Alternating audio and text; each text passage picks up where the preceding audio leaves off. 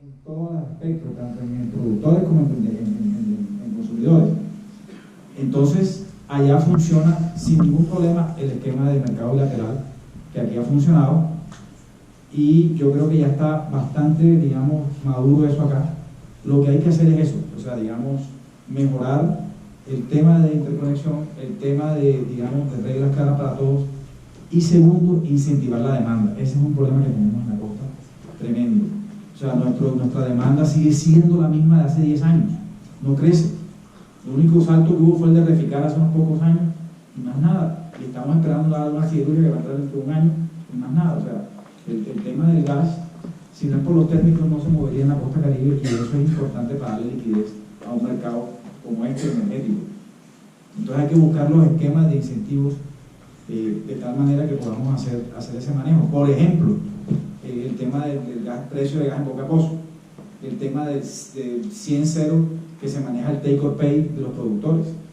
Entonces, esos son detallitos que nos pueden ayudar digamos, a dinamizar el mercado en ciertos momentos si se manejan de una manera adecuada, orientándolos a nueva demanda. Hay una cantidad de proyectos, pequeños proyectos de microgeneración en fincas, en haciendas, en pequeñas producciones que se puedan hacer viables con unos buenos precios de gas y, digamos, de transporte, que creo que nos podrían incrementar la demanda y ayudar a darle liquidez a nuestro mercado. Yo de alguna manera me siento precursor del mercado secundario de gas, más porque haya sido muy inteligente o alguna cosa de ese estilo vaya a tener mucho dinero, fue por mera necesidad. Eso fue cuando yo trabajaba en gas natural.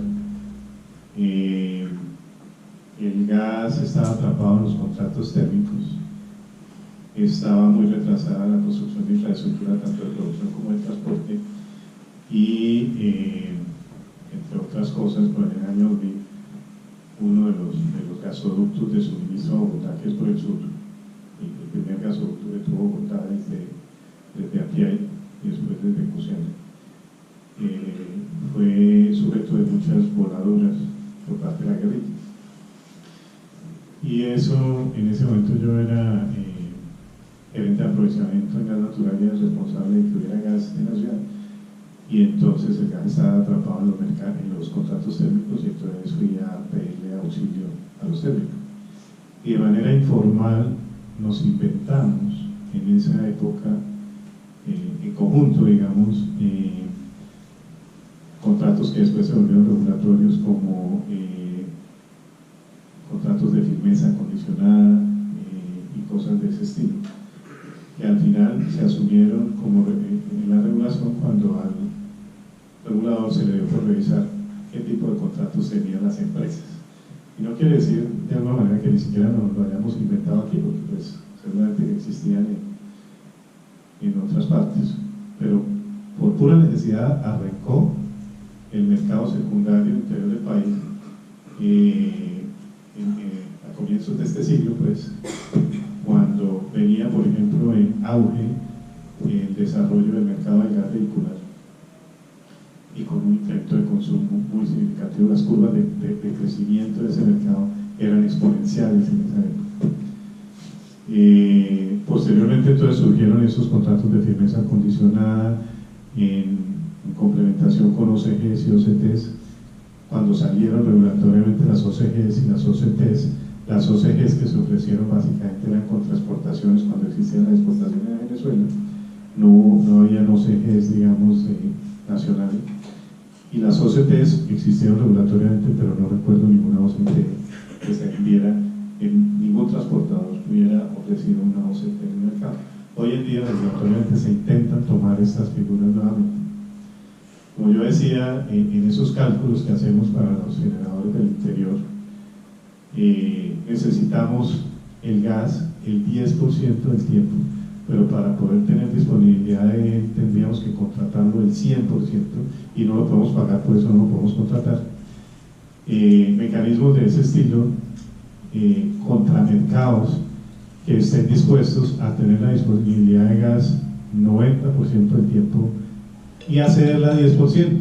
Hoy en día se habla de cosas nuevas como la participación de la demanda. Ahí podría estar la participación de la demanda y hacer esos cruces, porque en las últimas charlas que yo he tenido con el regulador y con la Pacífico dicen, ¿ustedes cómo aspiran a tener 2/3 partes de la capacidad de la planta de regasificación y solo aspiran a pagar entre 1/4 parte o 1/3 parte? Y es por, incluso ni siquiera debería ser 1/4 parte o 1/3 parte, sino el 6,5%. Si ese tipo de cosas, el mercado se desarrolló en Colombia para las térmicas con take-or pays del 25%, por ejemplo, ¿cierto? En esa época. Y después se volvieron take-or pays del 100% que eran impagables para las térmicas, ¿no? Sí, take-or pays del 100% y además sin periodo de reposición. Entonces, no solamente es un problema de disponibilidad de recursos, no es solamente un problema de disponibilidad de infraestructura, es un problema de contexto. Si no se le reconoce la naturaleza a cada tipo de consumidor en su forma de consumir, en sus curvas de consumo y estas cosas, es muy complicado que realmente lleguemos a una condición de esa. Y mi segunda experiencia muy importante en el mercado secundario de gas, ya fue aquí en Termocali durante el año 15-16. Termocali tenía respaldado el cargo de confiabilidad con diésel porque no había gas y no tenía los contratos. Pero Termocali durante el año 15-16 generó 95% en gas y solamente 5% en diésel, con gestión de mercado secundario. Por una serie de condiciones especiales que tiene Termocali, especialmente una flexibilidad técnica en transferencia de combustibles que no lo tiene otra planta del país y muy pocas plantas en el mundo. Pero también, digamos, ideas de gestión de mercado secundario. El mercado secundario puede ser tan activo como los agentes quieran, es la verdad. En el niño 2009-2010 a mí me tocó, yo estaba como vicepresidente operativo en TGI y me tocó gestionar en medio de la expansión disponibilidad de gas para muchos sectores y con el reparto, digamos, de la disponibilidad de gas que hizo el ministro de la época, el ministro Hernán Martínez, y el racionamiento de gas que en esa época duró un año. Y después eso se convirtió en un producto de portafolio de TGI que llamaron parqueo rodante, ¿cierto? Se inventó en el 2009-2010 y no se cobró por diferentes circunstancias. En el 2015-2016 ya se volvió un producto de portafolio. O sea, ideas hay muchas, realmente, y con mercados primarios y mercados secundarios. Pero muchos de esos se intentó regular el parqueo rodante. A mí me preguntaron, digamos, por la experiencia que han tenido en el pasado, yo decía, lo peor que puede pasar en este momento, no, si quieren acabar con ese parqueo rodante, regúlenlo. Sí, porque los sistemas en momentos de crisis pueden dar, con algunas, digamos, manejo de riesgos, cosas distintas, ¿cierto? En las transferencias de combustibles en Termocali, por ejemplo, de nuestro gestor técnico que es Siemens, había una recomendación de que la transferencia de combustibles no se debía hacer más de una vez al mes. En Termocali, en el año 15-16, llegamos a hacerla 2 veces al día. Entonces, si uno conoce su infraestructura, si uno en esos momentos de crisis llega a una coordinación como la que tuvimos en esa época con Gases de Occidente, con TGI, con Ecopetrol, puede hacer muchas cosas, ¿no? Pero si a eso se le meten una serie de normas, básicamente lo que se le meten son palos en las ruedas, y por muchas ideas que hayan, con esos contextos se vuelve imposible desarrollar esas ideas. Bueno, digamos que en la pregunta sobre cómo darle más liquidez, entiendo obviamente que en línea con que sea más eficiente la formación de precios del mercado, yo creería que en varios de los temas que ustedes han mencionado antes es, tal vez en el mismo orden que le identifico importancia, puede que cambie un poquito, pero entre los primeros, sin lugar a dudas, está que exista suficiente infraestructura para movilizar o atender la demanda pico, ¿sí? Hoy el sistema de gas, desde hace muchos años de hecho, no es capaz de atender su demanda máxima, ¿sí? Las plantas térmicas en un niño, el récord que tuvieron de generación fue 605 millones de BTU día, algo así. En el 2005, cuando todavía no había tanto líquido. Después obviamente parte de esa tajada ya no se hace con gas sino con líquidos, pero si eventualmente fuera necesario que todas funcionaran con gas natural de un niño, estaría uno fácilmente en la mitad como de hecho creo que lo dijo Alejandro ahora, en la mitad de la demanda de gas del país en ese momento. Que no sucede en porcentaje, a pesar de que la costa de porcentaje es más alto, pero si uno lo hubiera agregado al país, no sucede en periodos normales porque los del interior lo están operando básicamente. Pero lo cierto es que cuando se da el pico, niño, todo a gas, no se puede mover todo el gas que se requiere. Así tengamos la planta de gasificación, así se den excedentes en el pie de monte, no hay posibilidad técnica de mover todo ese gas. Por eso hay que recurrir a los líquidos, ¿sí? O por eso hay que quitarle a alguien el gas siempre del niño. Esa es la razón. Entonces, que funcione un mercado de excedentes es difícil cuando no se puede garantizar que la demanda es atendida en cualquier circunstancia que pueda enfrentar el sector. Yo creo que eso afecta mucho, digamos, la dinámica y hace que entonces cuando se estresa, pues quien termina asignando es la creatividad de los agentes, y eso era un activo muy valioso del sector gas que creo que se ha ido perdiendo. Se hacían transacciones por teléfono y se facturaban, se pagaban totalmente transparentes, que tal vez cualquier economista debería ser el mundo ideal, ¿no? Pero bueno, al regulador le ha preocupado un poquito esa opacidad de la información y ha tratado de regularlo más, pero funcionaba. Y el otro que asignaba era el gobierno. El ministro Martínez asignó no sé cuántos millones de pies cúbicos día de Tajo a final de 2009, ¿sí? Entonces ya no era el secundario ni un mercado excedente, sino el gobierno interviniendo directamente para mover gas de unos agentes a otros en el sector. Entonces yo creo que la infraestructura tenga la capacidad suficiente de atender el pico, elimina, bueno, ya uno pensaría no van a intervenir porque hay forma de moverlo y van a hacer las transacciones, el precio secundario subirá, etcétera, y funcionará mejor. Yo creo que eso ayuda. El otro tema es la información, ¿sí? El sector de gas ha mejorado en la información en los últimos años, pero aún tiene muchas deficiencias y aún está lejos de ser lo que es el sector eléctrico.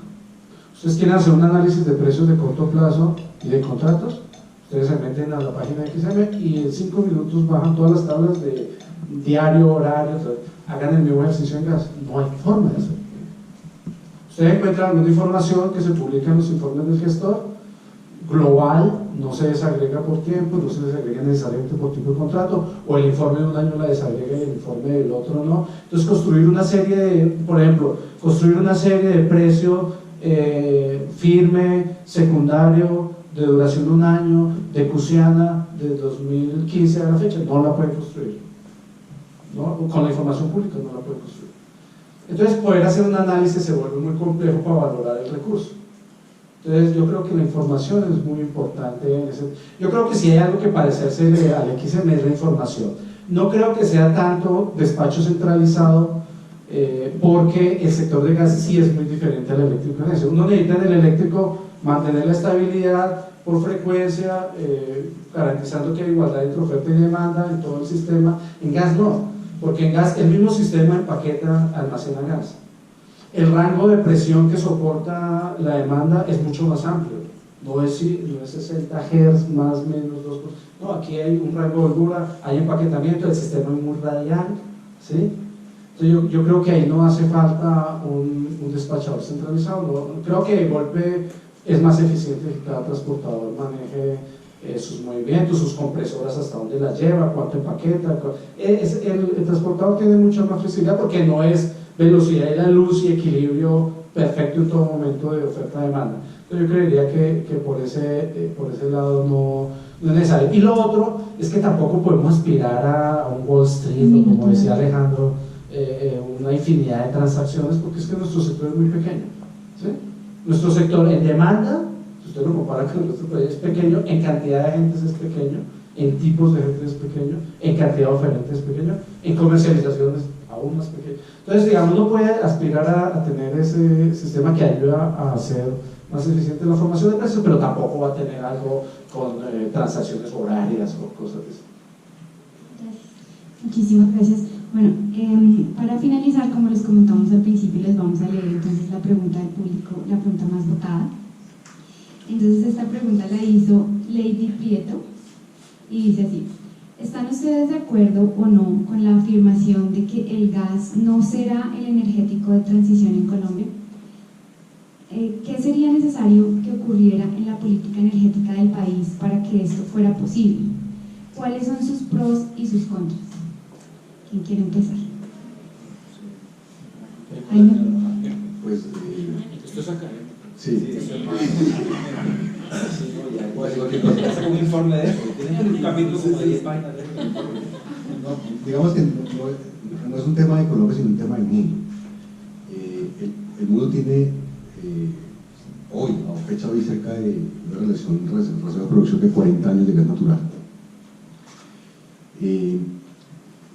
En números diría que una planta tradicional de carbón emite el doble de CO2 de una máquina de gas natural ciclo combinado. ¿Sí? A nivel de transporte en las ciudades, las emisiones de materia particulada de gas natural son cero, tienden a cero, mientras las de GLP o gasolina o diésel son elevadas. Entonces, por razones ambientales y por razones de precios también, el gas natural tiene una ventaja creciente frente a los combustibles líquidos y frente al carbón. ¿Qué dicen? Bueno, en esto hay muchas voces, pero se habla de que el pico de demanda internacional de carbón se lograría hacer 25-27 y empezaría a declinar. Ya Colombia tiene claro que Europa no comprará carbón dentro de 10 años más o menos, ¿sí? No generará con carbón, ¿sí? Muchos países en Europa ya tienen la decisión tomada de no vamos a producir vehículos eléctricos, empresas o países, no vamos a permitir nuevos vehículos de combustión interna. El gas natural es el combustible natural, ¿sí? Que va a reemplazar el carbón y el petróleo. Eso lo dicen así. Entonces, ahora, hay otro elemento que ustedes ya han mencionado, y es que frente a las renovables, frente a la intermitencia de las renovables, es decir, la oferta, la producción de las renovables cambia de un segundo al otro, simplemente anuló y los generadores solar pues dejó de producir, como los vientos también puede cambiar. Frente a eso, las máquinas que tienen la menor inercia para rápidamente compensar esas variaciones, las no convencionales, son las de agua y las de gas. ¿Sí? En Colombia, digamos, la generación no convencional está sobre todo concentrada en La Guajira, y las máquinas más cercanas son o en el Magdalena Medio las de gas, en la costa las de gas. Las de agua están muy lejos y la transmisión limita mucho la respuesta. Entonces, y en Colombia, los proyectos, digamos, de las medidas determinadas a nivel nacional pasan por GNL, gas natural licuado para transporte de carga y pasajeros, pasan por transporte masivo con gas natural, que ya se viene en Bogotá, bueno, en muchos sistemas masivos del país, sí. Entonces el gas natural tiene toda la ventaja. El problema es que, pues caramba, necesitamos que ese gas natural parezca mucho a buen precio, pero desde el punto de vista del Estado y a nivel mundial, el gas natural va a primar, puede llegar a sobrepasar el nivel de la producción de petróleo y el consumo. Bueno, digamos, la pregunta es bien interesante, y como a veces parece